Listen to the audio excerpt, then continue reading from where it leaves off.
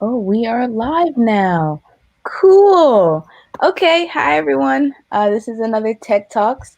This week we have Mariah Manzano. She is our guest for the week. Would you feel comfortable introducing yourself? Yes, sure. Hi, everyone. Very happy to be here. Thanks for having me. Like Lonny said, my name is Mariah Manzano. A little bit about me: I recently graduated from Santa Clara University. It's in the South Bay in California. I studied web design and engineering, and then I also minored in entrepreneurship. And in terms of what I'm doing today, my day job is at Cisco. I'm a software engineer at Cisco. I focus mostly on actually product design and a bit of front end development. And then um, outside of work, I do other work, which is a business that a few friends and I co founded called Opal. And Opal is essentially a Tinder for mentorship mobile application that matches college students with mentors. I love it. I love the whole idea of simplifying a process and giving people more access to the things that they need. So would Yes. you just talk more about your work at Opal, maybe the motivations behind it, some of the struggles and just the high points, just a full story about it? Yeah, sure. There are two main reasons I'd say why we started Opal. So the first is that I had a very niche major, web design and engineering. It's kind of unheard of, and I had a lot of great technical advisors because I was in a school of engineering, but no one really to turn to for design related advice. And so I turned to online platforms like LinkedIn. This was years ago. I think actually nowadays it is easier to reach out to people on LinkedIn, but still difficult. And most of the time I was met with silence from designers, which is fair because it's kind of uncomfortable responding to strangers, really. So there became this first need of, okay, we need a central place where strangers can connect for mentorship. That was sort of the first need. And the second, me being a woman in tech and Filipina, it was super important to me. I thought it would be really cool to be able to put those preferences for a mentor, which is kind of where this like Tinder for mentorship plays a role, because this idea of customization and finding a person who meets those preferences is exactly what makes dating apps successful. So we just thought, why not leverage that, but for mentorship?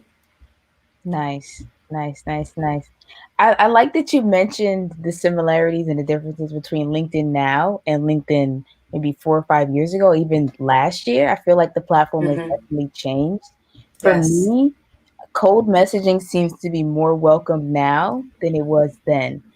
Do you have any experiences, maybe even negative experiences, like a LinkedIn horror story where you were just putting your best foot forward and the person they were just not receptive at all?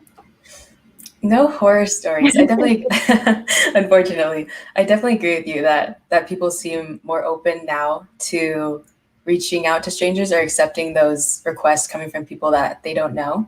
No horror stories, just kind of sad. I think that students, to be honest, students in general just need help. That's the point of being a student. Really, is you're trying to learn as much as possible. So when I needed someone to turn to, LinkedIn was not the place.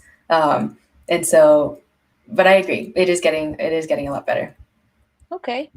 So continuing with this topic, I guess we can like pin it real fast. What are some things of LinkedIn that you noticed in terms of reaching out for mentorship or any sort of apprenticeship that you've either A incorporated in Opal or that you would like to redevelop and incorporate in Opal, or that you just see Opal kind of surpassing that realm of reaching out and getting engagement and stuff like that? Hmm. That's a great question. I haven't really, when I search for something on LinkedIn, like really search, it's usually a job, and you can put a lot of filters for jobs that you want to find on LinkedIn, like the type and whether it's like entry level or mid career or anything like that. And so I feel like we're leveraging this idea of putting filters by letting users choose preferences that they'd like to see in a mentor.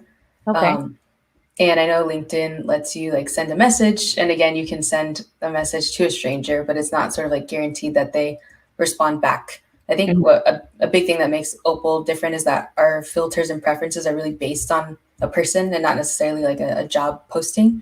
Um, and that everyone that's using the app is sort of expected to respond in some manner. Otherwise, they probably shouldn't be on the platform. So I would say those are the two key differences. Okay, cool. Yeah, I like that. I really like that answer. Can you tell me more about some of the challenges you've had with either launching your own product, bringing it to market, developing that MVP, any stage of the process, if you want to just jump in and describe any challenges you may have had. Yes. Well, all the things you listed and more. I would say nothing is ever easy, but then it wouldn't be fun. So I definitely think there are limitations in funding that were kind of surprising to me. Nowadays, I actually think software in particular is getting more accessible in terms of learning and being able to build. So I really like that. But there are some tools that either make development faster or the user experience smoother, and those cost money. So we've definitely been sort of limited in that way. And it is tough, like knowing that these things exist and also knowing that you can't afford them. Some things are thousands of dollars. And if you're a startup or a student, especially just making an app, um, it's just not an option really. So that's been sort of unfortunate. However, there are definitely always workarounds. But the reasons these tools were created, of course, is to make those processes more efficient. So we just have to deal with the workarounds for now. Okay. Um, Yeah. yes. And I think some one other thing that I just want to mention is it's not necessarily a challenge, but something that has been really rewarding is realizing the power of working in an interdisciplinary environment. Because when I was in school, I did not have many projects that were super interdisciplinary. If anything, I was the designer and then I was working with a bunch of developers, and that's sort of the limitations there. But with Opal and when you create your own app, there's a lot to consider, like what you just listed. Sort of what is our go to market strategy? How are we going to measure success? So like not only what's going to happen during the build, so working with engineers and designers, but how are we going to make it successful and what's going to have to happen after it launches. So lots of challenges, but they're all fun, I think. I two things. I really like the statement that you made. There's challenges, or I think you said it wasn't easy, but it would be fun. And I think that just needs to be branded on a t-shirt because like that's what life is all about, overcoming challenges, overcoming obstacles. And that's what gives life its like hills and valleys, when you have those things that Yes. you have to overcome. And in hindsight, that's what makes it fun. But when you're going through it, you're like, oh my God, like this needs to be over. But I Yes. really like that. Um, Continuing the idea of building something and having limited resources, what is your take on this kind of no code revolution that's happening where you have products like Webflow, apps like Zapier, kind of bridging the gap between skill and function and making it much easier now or more accessible now for people to develop products? hmm I I have a few different takes on this, a few different perspectives, because part of me loves that, especially the business side of me, right? The Mhm. business side of me is like, this is less people, like maybe folks who aren't even super well versed could work on this, and build a product, and it'd probably be more efficient, in some senses. I think that those tools are always limited in some way, especially if you have a complicated product that you're trying to make. So in some sense, I think it is limited, but the business side of me says that's cool. I think that could save us money and time. But the developer side of me is somewhat horrified, right? Like this is what I studied, this is what I love to do, and now someone has created a tool to essentially replace me, and it's almost ironic because I think in the last like 5-10 years, developers have been given sort of like a lot of pushback in general from people who are like, hey, you guys are automating processes and you're replacing jobs.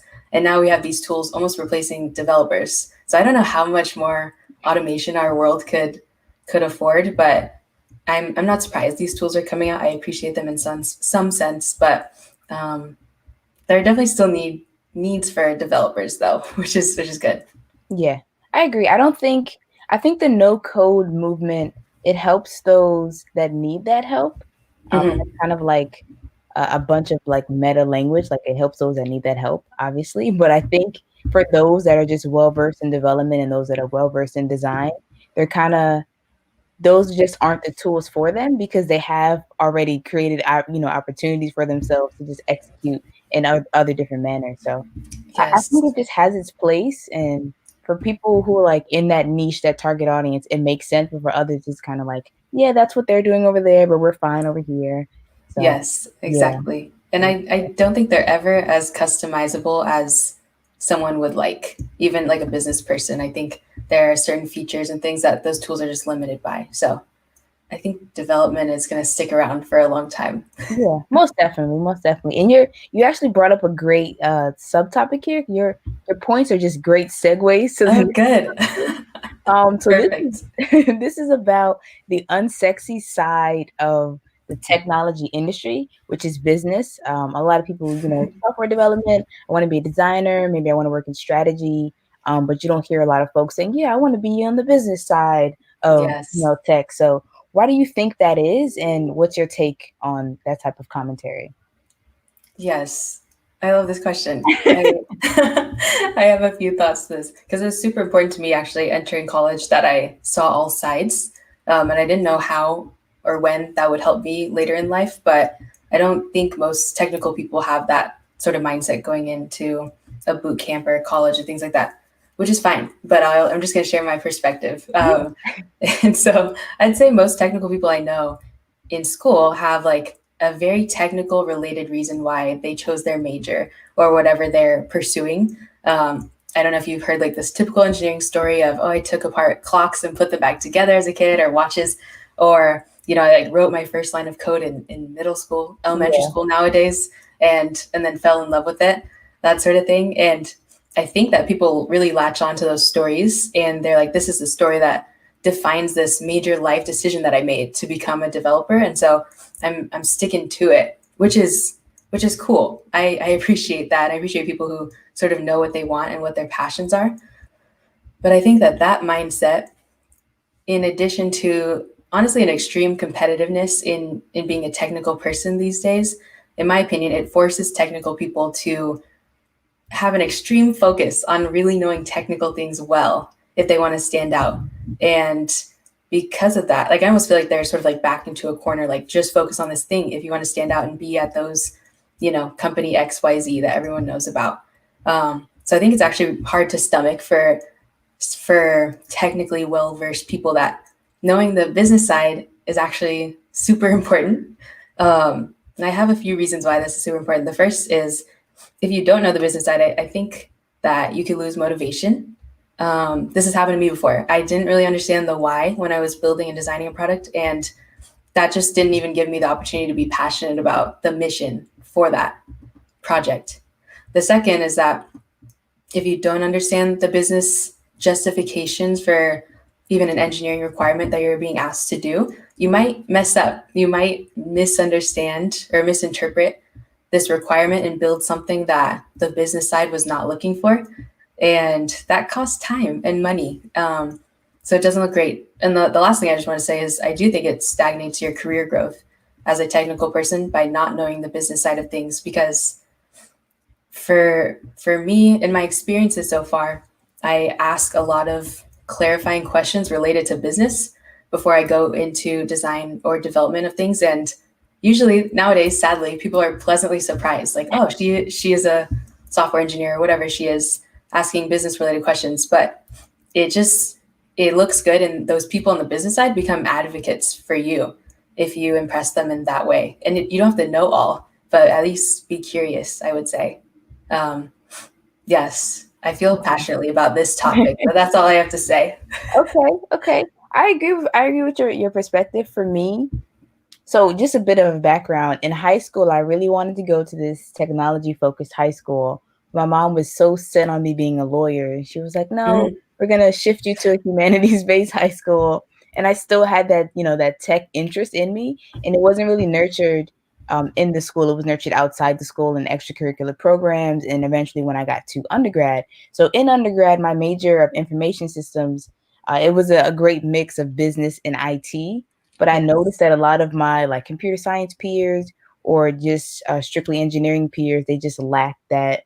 Not that they lacked, but they weren't offered the same opportunities to sit in on, like a microeconomics course or Hmm. a finance and accounting course. And I don't know why, because these skills are still relevant and necessary. But I feel that these topics, they may not be introduced to more technical areas because I feel like it may be some sort of like dilution of the field, so to speak, when I don't think that's the case. I feel like, like you just mentioned, it only adds to your expertise and doesn't really take away from your expertise. So Mhm. yeah, I'm definitely like, we need more of this. This needs to happen. And why aren't colleges and universities doing it and boot camps doing it? So yeah. Yes. I'm so glad you majored in information systems because I'm jealous of them. Honestly, I wish that engineers in general had more business requirements than at least they did at my school. Did they have any, or was it just like zero? Um, it's hard for me to say because I did minor in entrepreneurship, so I took Okay. business courses, but I don't think many of my engineering friends had to understand that. We definitely learned a bit about project management, which I think is helpful, Hmm. but that doesn't necessarily give you business acumen, which is important. Yeah. Okay. So how much do you think is necessary? If you had to redesign your curriculum or any blanket CS curriculum, what would be the essentials you would pack in there for students so that they would walk away, well informed and capable of, doing whatever they want to do? Mhm. I love this question. This is surprisingly something I've thought about a lot. Like if I ever start, I'm not if surprised. if I ever started like a university, what would it look like? And in my opinion, um, in a perfect university Yeah. world, I guess everyone could focus on their own thing. Like you can be a technical person or a business person or a finance person, marketing, whatever it is. And every year you would have some massive like interdisciplinary project that you'd work on for the whole year. And basically by the end of the year, that team would like every single person on the team should have to give that business pitch and describe like all parts of the business, like essentially what a startup would do at a demo day. And you'd be asked questions, and you should be able to answer questions about financial projections, or budgeting, budget costs, or prototyping and like actual development. No matter like where you are, whether you're an artist or a developer or business person. So I ideally everyone would at least have like that high level, like understand every slide on that pitch deck, but have your focus and contribute in a way that you're passionate about. If it's coding, then it's coding, but you should definitely know what you're coding and why it's happening and be able to explain it to someone else. Yeah. I love that. That makes me happy because when I'm also thinking about how to answer this question, I'm like, we all should be well-rounded enough, but for some reason, the word well-rounded has translated into taking like a geology, a literature, and Mm, a basic level math, which is great, but it's like there's more to the world than these three areas.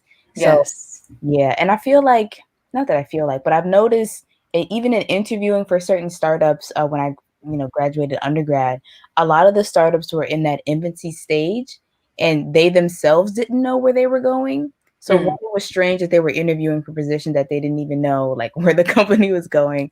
And two, that they were, ready to take on something that they hadn't fully understood yet. And I think mm, if they had, an understanding of like product management or business strategy or just what it means to, go to market and launch and have a successful marketing strategy, then maybe they would have positioned themselves better. And then, I don't know. I just feel like having those core essentials of understanding a lot of things helps you better create solutions because you don't mm. create solutions with no audience. So that's just my Yes. little like soapbox. But No, I love that. And just one note I just want to add about Opal in particular is that we are pretty like structured, like we know who is an engineer versus a designer sort of thing, but we try to make like the idea of like product strategy or brainstorming a group effort.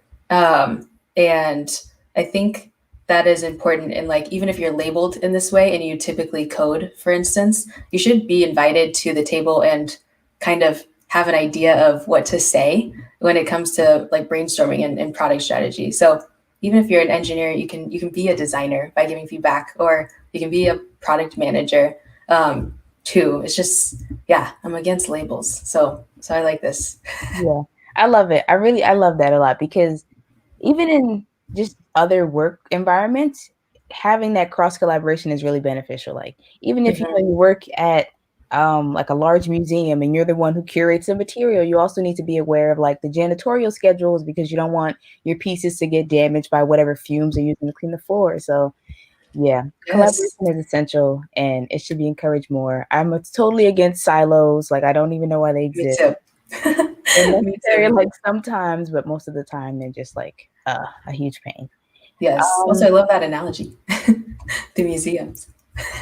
I try to keep them, like, here because sometimes, when you're, like, talking to different audiences, you just don't know where they're coming from, so you gotta have to build Mhm. that bridge between the 2, so, yeah, Yes. I try Thank my you. hardest. I try. I guess my next question would be, what is the value of great design for tech products? So whether physical design, Oh, interface design, what is the value there? yes. I'm very, very passionate about design. I'm passionate about a lot of things, but design is this is what I studied, and luckily I got exposed to like design thinking very early on in college, and I think that is the reason I am an entrepreneur now. To be honest, one of the many reasons. But sorry, to actually answer your question, I So think that user experience and design in general that is everything. I think. And obviously, I'm being a little bit dramatic. It's not everything. Your product needs to function and work, but when people describe apps or products that they like to use or that they typically use, they use words like simple, easy, intuitive, and ideally fun or delightful in some way. And I don't hear many people say like, "Oh, I like this product because there's a lot of features, but I don't know how to use any of them."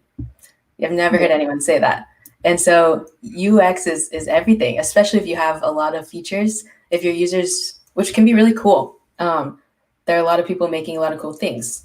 But if your users don't know how to use them, or they're using them in a way you weren't expecting, and therefore things aren't working out, then that just comes at the cost of all of that product brainstorming that you did. So if if I think users in general they hate to use excessive amounts of brain power, um, and it would honestly, it takes some convincing for me to return to a product that I'd have to use a lot of brain power for. So by excessive amount, I actually mean like minimal brain power. If you think about it, like think about how much brain power a person uses to use like Facebook or Instagram or TikTok. Users are literally just spoon-fed information that is personalized for them. And mhm, so they really don't have to do anything to have a delightful experience, right? Because it's for them. yeah, Um, but other apps require a bit more from users, which sometimes it's a fair ask, especially if it's all about customization. This is things like Opal and DoorDash or Hinge or any app that wants you to input your preferences for anything. I think that takes more brain power, and therefore you need a good X. You need a good UX if you want users to return. yeah. So, on the topic of horror stories, because Halloween just passed, what are Yes. some what are some of your design, like, oh my gosh, I can't believe this is out here kind of moments that you've seen, whether in apps that have actually just been in beta or apps that have actually made it, they're on the app store, they're like people are purchasing them, but they're terribly designed. What are Mm. your takes on that? This is a great question. Once I started learning about design thinking, which if you don't know like design thinking principles, I would definitely recommend it because I just started looking at everything, even beyond technology. Like I'll look at a menu at a restaurant, and there's like one of my favorite Filipino restaurants. I was just like, "Do you want me to help you redesign these menus?" So you'll see it everywhere. So you will experience a bad UX even in a process or event, and then acknowledging it is the first step, like all things. So I won't call any specific apps out. And in fact, I think Okay, even yeah. even super well-known apps have their flaws. I can't even think of like a perfect app necessarily when it comes to UX. But the things that stick out to me are when a user isn't warned that they're about to make a mistake, if that makes sense. So like error prevention is a huge thing that I think some designers maybe don't think about enough. Like if I click this button and it deletes everything about my profile, are you going to warn me? That sort of thing. Another huge thing actually is making sure if you're collecting information about people that it's inclusive, like as inclusive as possible.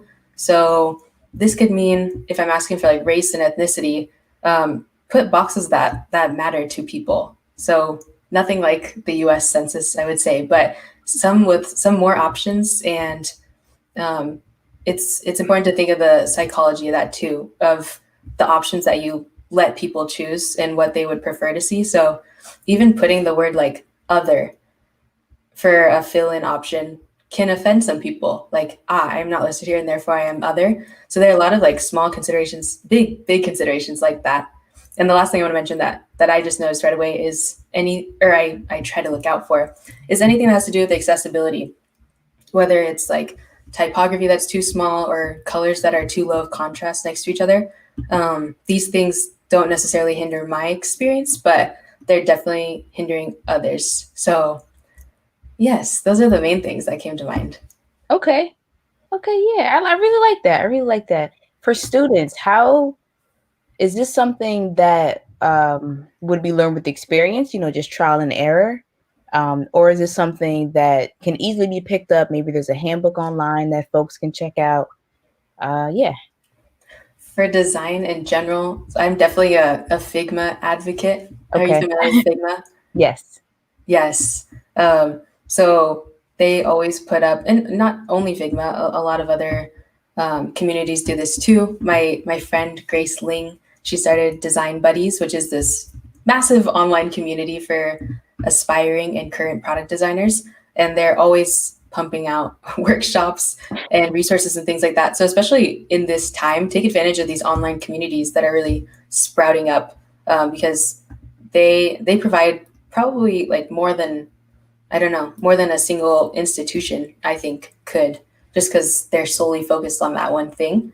But I do love Figma. They have a lot of good tutorials and things like that. In terms of the specific examples that I brought up of more like content related things, for me at this point in my, I mean, I'm obviously still early career, but I just notice it. Like when I use new products, I take note of what was delightful, like what went well, and what could be improved about that product.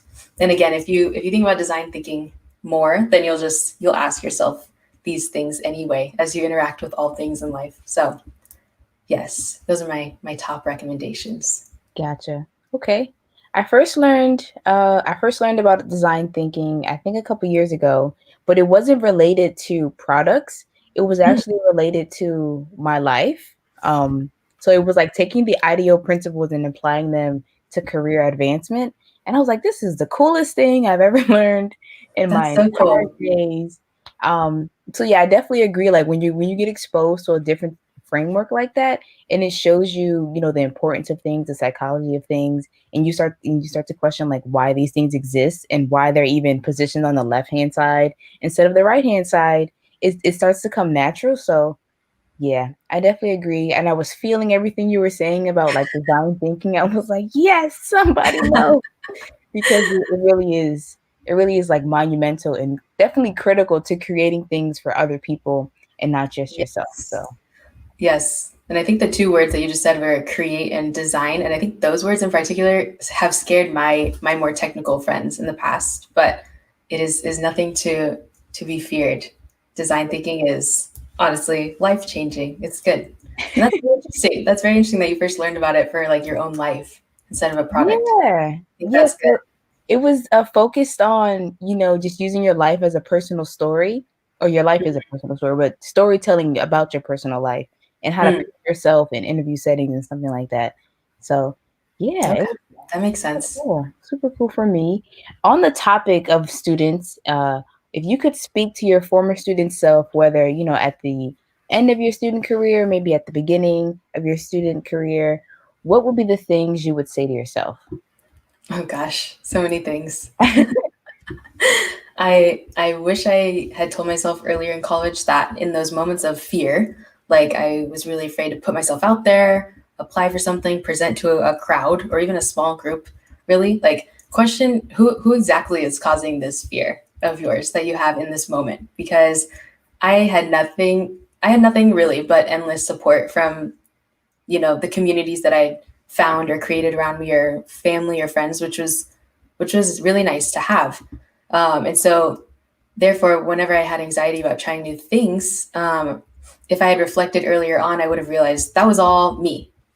Self sabotage, insecurities, self doubt, and those things will not go away. But once you accept that that is sort of like the root of your anxieties, if I'm assuming other people go through this as well, then once I did that, then it was much easier for me to deal with that. So I would just say, um, I would tell myself to question myself more often. Like, what do you have to lose? Okay. How would you feel if you did not try?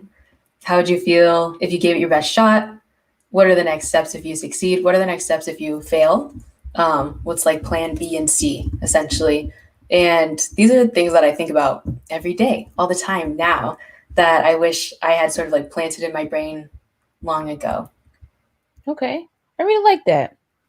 I really like that, especially when you're thinking about um like looking for a job or an internship and you see like 2 years, required experience and they're marketing it as an entry level role, or maybe you're into your career and you're trying to get into the senior level role and they Mm. want you to have managed like 500 people, manage a $10 million budget, and that's just something that is not feasible for you.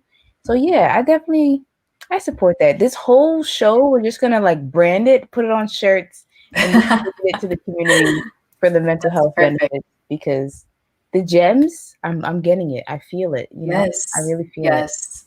I love it. No, I yeah. love I love that too. it. So how are you managing or balancing your social life and your personal life? And maybe not so more now, because I think everyone's it has a similar life. We're home or some of us have to work. But before all the wildness started in January, how are you managing all these different hats you were wearing? Hmm. Yeah, this is a great question. This idea of balance. I think I'm notoriously known to not balance things well, and by that I mean I'm a workaholic. And right now, especially, so I we started Opal in January, and so most of our team work and everything has been remote. We're pretty used to that by now, but now that I'm like working as well, it almost feels like back when I was in school, like earlier this year, in that I'm balancing like something I must do, like my day job, which I enjoy, with like Opal, which is a side project. And I think any student can relate, and most students don't have only two things to juggle. It's usually, 1,000 things, really. And so balance is difficult. I honestly think it's not real, like a true balance between things. Um, but I do my best. So what I like to say is the beginning and end of the day are for me, and the rest is for the rest of the world. And I take that very seriously, or I try to. Um, I take Saturdays off, which I know sounds crazy, but if you like work full time, or even if you're an entrepreneur in any way, and by the way, anyone can be an entrepreneur, um, then weekends don't really exist, to be honest. If you sort of like want to move at the pace that you're expecting of yourself, it can cause some like stress and anxiety, and oftentimes unless you like really schedule something, then you'll probably work over the weekend. So I make sure to schedule non-work things on Saturdays for sure, so I'm forced to take that day off. And then i I don't know you, but I use Google Calendar religiously. So I put like, I know this might sound weird, but I put when I'm hanging out with friends, even if I'm like relaxing, like I'm on my own, in my Google Calendar, just so first of all, if you use Calendly or anything like that, like it's blocked off. So no one can book something with you. And I think like many people at this point have my Calendly link. So it's super important for that. Um, and also just to make sure you like check in with friends and family, because we get caught up with life super easily. Like I cannot believe it's November, for instance. So making sure that's in your calendar or whatever you use, if it's a paper planner, making sure that's there is super important, just so you stay human. I think in this race to be amazing, to stand out, to do all the things that you'd like to do. Make sure you connect with your human side too. I love it. I just want to give you a virtual hug. I love that. I really do, because that's really important. And I feel like you see me, you're speaking directly to me, even though like you technically are. Because Yes, I sometimes find myself like, yeah, I got to do homework, I got to do other things, I got to wash the dishes, I got to make dinner, I got to do my laundry. And then before I know it, it's been like 3 weeks and I haven't talked to my mom. And I'm like, oh, yeah, I did right. it. So, yeah, Yes, make time to yes. be human. We're just going to, I'm telling you, we're going to take this on the road. We're going I to just love this. a campaign. We're just going to go worldwide, global. I love You it. say the word. You say the word. I'm there. I love it. I love it. I do want to jump back to when you mentioned that everyone can be an entrepreneur. If you can expand Yes. upon that and just tell me where that's coming from, what your feelings are about that, that'd be great. Yes. This is one of the many things I feel very strongly about. But I think this idea of being an entrepreneur is super daunting, almost similar to being an engineer, right? It's if you are not interested in coding or building, or you don't think you are, then you're just like, no, no thanks. Don't tell me anything more about it. Um, Actually, on the engineering side, I think like chefs and um, mechanics and artists sometimes can be engineers because engineers solve problems. That's a different story. I do genuinely think everyone can be an entrepreneur, and all it takes to have an entrepreneurial mindset is having this desire to improve the world in some way, whether it's making things safer or more efficient, more fun, even. Um, you are an entrepreneur. One thing that I'm going to keep bringing up until someone makes it is hand sanitizer pumps at gas stations. I think it's crazy that those do not exist, or some like cleaner way to do that. Um, and so as you're like living your life, especially if you have this design thinking mindset, these things will come up. You will think to yourself, this could be improved in some way, not only for me, but anyone that goes through this process. And if that thought crosses your mind, you can be an entrepreneur. That's all it takes. That being said, being a founder, being a founder and starting a company is a little extra work than just the mindset alone, but the mindset is the first step. I love it. I love it. I'm telling you, I'm like your biggest fan. I really enjoy this. This is amazing. I appreciate that. I'm enjoying this too. This is amazing. You said to be an entrepreneur, all it takes is wanting to improve the world and make it better. I love that because I feel maybe it's just the people that I'm around, but the word entrepreneur has been so convoluted with just having a life outside of a 9 to 5. And Mm, it's so far removed from making an impact on the world. So to hear that at the crux, that's what being an entrepreneur is, just questioning why and wanting to improve upon that, it's so refreshing because a lot of things shouldn't be tied to like how much money you can make or just having a life outside of, 9 to 5 structure. Because as you mentioned, when you're an entrepreneur, your life isn't in a 9 to 5, which is true. It's like 24/7. So right. you can go from one problem and you got to give yourself another time structure that some people just aren't prepared for. So I love it. Exactly. Yes. And just another thing to add there is some people will study entrepreneurship in specifically, which I think, I mean, I did to a degree, which I think is good and it's important. But the reason I'm giving you this answer is not because I studied entrepreneurship, but because I saw a need and felt a pain point and wanted to improve the world in that way. And so when entrepreneurship is approached in that way, I think it just becomes more genuine. And to investors and to the rest of the world, like you seem like the right person to solve this issue because it's something you're clearly passionate about, rather than I agree what you said that like, oh, this is for money or whatever it is. So um, yes, sort of like the root of the reason for your entrepreneurial journey is really important too. Yeah, that's all I wanted to add. That was beautifully said. Beautifully said. So Thank you. to take it a step further, if you wanted to start your own company, and of course you don't have to have the direct answer for this, I guess it's something we can both build upon together. If you wanted to start your own company and you had this revolutionary idea, should you remain the founder if you don't have, business acumen or technical acumen, or should you just kind of be like the what is it called? Creative strategist or the visionary of the company and have someone else fulfill those roles and kind of take your baby, not take your baby, but take your vision and execute it in a way that you just, you can't do because you don't have the knowledge to do so. This is a great question. And I think one of the most important things you can do if you're interested in starting a company is identifying where you need help. My co-founders, I think, fill gaps beautifully that I do not have. So as the CEO, though, you're sort of like the visionary, and so might as well be the CEO rather than give that to someone else and hope that they see your vision. If you have that vision and you're passionate about it, then you deserve to be in that role. And it does not take someone with like perfect business and sales and whatever, et cetera, acumen to be a CEO. It just takes like that vision, and you must be the most passionate person on the planet to solve that problem if you want to find any success. So that's how I feel about that. Anyone can be a CEO, and if you're super passionate about it, I wouldn't hand it off. Okay.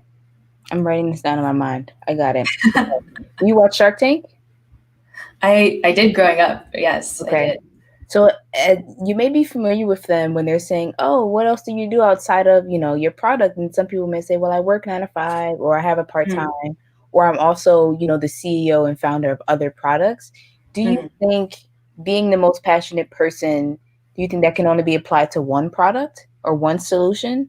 Or people, they just have so much passion inside our beings that we can be multiple CEOs of multiple companies? I won't say it's impossible since clearly it happens, but I will say that if you are pitching to investors or even to the world, if they know that you're doing other things, whether this is you have like a full time job that you have to take, or you are a CEO or part of other companies as well, then sort of your validity almost like I'm not going to believe you as much that you are completely dedicated to this cause. If you have like reasoning behind it, if you're like, I must work this day job so that I can, you know, survive in this area, like make money while I grow my business, then that's sort of forgiving. But if you do spread yourself too thin, then you are human, right? And like any human knows that when you spread yourself thin, you're taking away from every other piece in your life, right? And just just spreading it out. And so that being said, it looks less impressive the more you're signed up for. So if you're like very, very serious and passionate about something, then I would reprioritize and like reconsider what's really important to you and what you could see yourself doing for probably, hopefully, many years down the line. Okay. Okay. Because when I'm watching Shark Tank, I always feel like they're a bit harsh on them. And I'm Mm, like, but you have to, sometimes you just have to work. You don't, some yeah. people just don't have disposable income like that. And Yes. I think you offer a great spin to it because you're not limiting it just to people who dedicate their entire lives to their passion or to their passion project. You've included, the need to just live, because if you don't pay, whatever you have to pay, then you just won't be able to do certain things. So Yes. yeah. And I think a good investor, whoever you're talking to, will know that maybe you're doing something else because you have to do it and not necessarily because you want to spread yourself too thin. So Hmm. it just kind of depends how you frame it, I think. Okay. Okay. So how about becoming a CEO and being a student? Mm. Do you think, what's your take on maybe having a gap year or just abandoning the college route or whatever educational journey you're on and also launching a product at the same time? Yes. Another great question. Because I started Opal during my senior year, Hmm. but Opal was in its like conceptualizing phase in an entrepreneurial class that I had. And it was basically me, two other students, and a professor. And every week we would like brainstorm about each other's ideas. And because I had access to that, that was like sort of make or break. I think that's what really got me excited about Opal in general. And I had different resources on campus that I forced myself into their lives, and we're all friends now and well connected. But I spoke to like lawyers on campus, and we have this Center for Innovation and Entrepreneurship on campus, and I chatted with people there, and they introduced me to more people who introduced me to more people. And so as long as you can find that sort of like exponential, the ability to exponentially network and let your ideas into the world and receive like something back, hopefully knowledge in the beginning or advice, then I don't think you necessarily like need to be at school to do it. For me and for our pain point and for our product, it was very important that it was very it, we gained a lot from it, that we started this while we were in school, basically, because a lot of students understood us, they understood our pain point, and they supported us, and so did a lot of like staff and faculty. And we just completed an accelerator program also through Santa Clara University, and the only reason I found out about that is because of one of those initial conversations I had with a staff member on campus. So there are a lot of online resources though, and like ways to grow your business if you're not in school. For us, it just worked out well in that way. Okay. Okay. Yeah, I like this. I keep telling you, we're gonna trademark this whole thing. We're gonna copyright it. We're gonna market it, package it up, and we're gonna go global because I really enjoy. I love this. I'm having a blast. One of the things that I want to just go back to, you mentioned this phrase, and I love it. I'm gonna have to ask you if I can borrow it sometime. Okay. It's you said exponentially network. Mm, I just think that's brilliant. So if you could expand upon that, I yes. would greatly appreciate it. Yes. Be nice to everyone you meet is really the root of what I'm gonna say. Because most opportunities that I've had came from people I wasn't expecting it to come from necessarily, and I met them through networking or even like branding myself in some way online or even in person at events. Uh, and so when you meet one person, if you do a good job, which is like a strange thing to say, but essentially if you give a good impression, you're friendly, and honestly, most importantly, you're not looking for anything from that person, especially in that initial conversation. If that goes well and you sort of follow those basic rules, and you connect with them somehow, and nowadays it's mostly LinkedIn if it's professional development, and you continue to brand yourself and put your name out into the world in some way, shape, or form, those people will remember you, and they'll associate you with probably that first impression and the things that you post. So if you're always posting about product design or software development, and maybe one day you're like, I need help. Like I need help finding a role.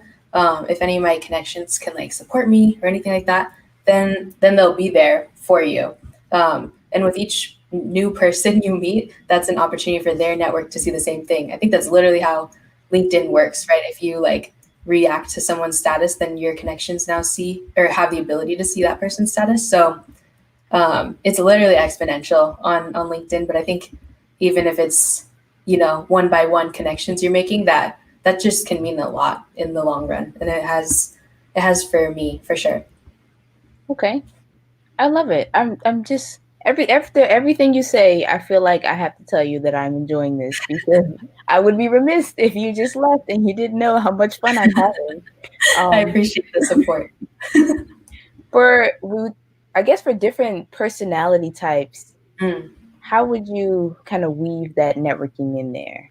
Because for me, I yes. feel like I'm an introvert and I can have extroverted moments, but like I feel like 60% of my day, I'm a hermit crab, like that's it. But for other people, they're more like, hey, come over, do this, do that. And networking and putting themselves out there is much easier than it is for other people. So, yeah, Yes. what's your spin on that? Yeah, this is a good question too. I and I feel strongly about this as well because I was a shy kid for sure, and now I'm just way more open and willing to talk to other people. But that all being said, I strongly believe that anyone can be an extrovert or an introvert depending on the situation and the people in the situation and how it's going. It can switch like day by day. But what has worked for me in terms of in-person networking events, I guess I'll speak on that behalf. I'm not as comfortable like if there's like let's say you're at a career fair and there's five students and one recruiter, I will probably not be the one taking over that conversation, if that makes sense. But I will watch like a student next to me like brand themselves well, but I just like feel uncomfortable. And so the way I would approach career fairs, at least in person, is get that recruiter like one on one, and then just be myself, be authentic, ask them how their day is going. Leverage your strengths really, and my strength, I think, even throughout college, was one on one interactions and making sure that person remembered me, whether it was because I was smiling during the conversation or, asked them what their favorite color was as a distraction from career fairs, which can be like long and tiring, especially for recruiters. So making yourself memorable in some way is super important. And for me, that was one-on-one interaction. So if that's your strength, do that. If your strength is like sort of taking over conversations, entering a room, you're the life of the party sort of thing, then maybe you can handle those like larger group discussions, because I think it's also powerful if you can stand out in a crowd too. So So yeah, I guess I identify your strengths, what you're comfortable with, and go forward with that. On that note, though, in this virtual world, it's much harder to network. But for me, so far, I just try to attend as many webinars or things that are interesting to me, and I will always connect with that person, whichever people, even if it's a group of people, even the person that like hosted the event, I'll always connect with them on LinkedIn.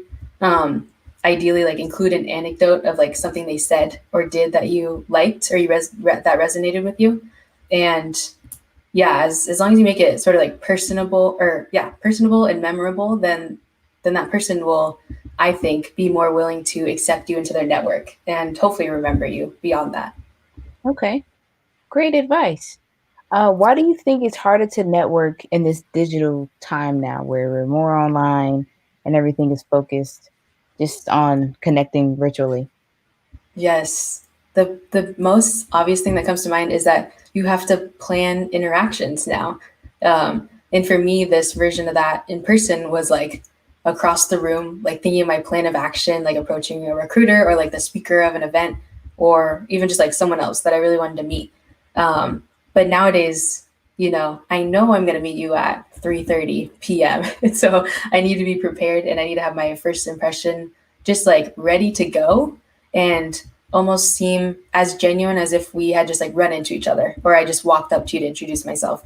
So in that way it's awkward and it's something to get used to, but I do think at this point um, trying to make conversations as human as possible, even with people you've never met, will go a much longer way than making them transactional. I like that. Again, this is another one of those moments. Amazing. I like that. I really like that. Sometimes though, I will add the Yes. internet connection. The internet connection can be a hater sometimes because it'll have you lagging and then you'll just be moving all staticky, but that's not the image that you want to convey to somebody. Yes. You'll be there all poised and prepared, and then it'll freeze, or you'll just start stuttering, and it's terrible. But hopefully, Yeah.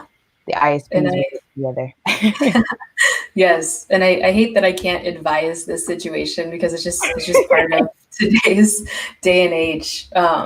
Yeah, there's no way to avoid that. But hopefully, if the person you're talking to isn't understanding about that, then they're probably not the best person to be talking to. Yeah, I agree because everyone, I think at some point we've all reached the consensus of like we have to rely on the internet, and if the internet is not working, then there's nothing that we can do unless we work for the ISP, which most of Exactly. us do not. So yeah. Right. Most people. Yeah. Yes. Yeah. Yeah, yeah. I think we're coming to the close on time. If there's any questions you have for me or any other points you want to talk about, we can do that. I think we have maybe 7 or 8 more minutes. So yeah, Ooh, so whatever. okay.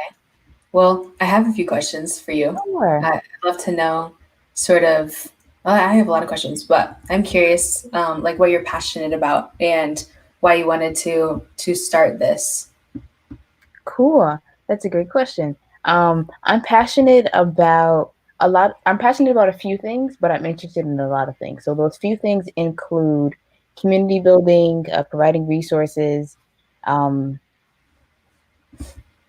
and I think technology is just woven into those other two topics so well that sometimes when I say technology, I like inadvertently reference community building and providing resources. And those are just I feel like my whole life has been centered around community building, resources, and technology. Even when I wasn't, an undergraduate student and I was just in high school volunteering in my community, a lot of the conversations I was around was should the city provide networking all the way through different parts of the community because they didn't have internet access in that area or public internet access in that area. So these topics have always just followed me, so I've just always been attached to them. And then as an IS techie geek nerd type of person, I just always love tech. So yeah, this is Yes. it. And No, then that makes sense. what led me to start Tech Talks, this was a joint collaboration between the folks with Bit Project and myself.